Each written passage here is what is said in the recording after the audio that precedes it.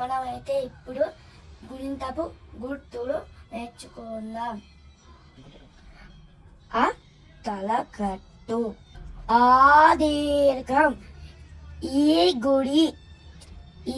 గుడి దీర్ఘం, ఊ కొమ్ము దీర్ఘం,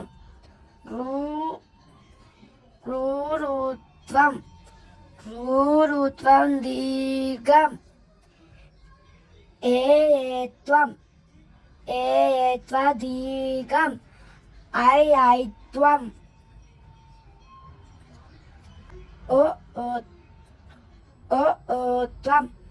ఓత్వం దీర్ఘం, ఔత్వం, సున్నా, 2 సున్నాలు.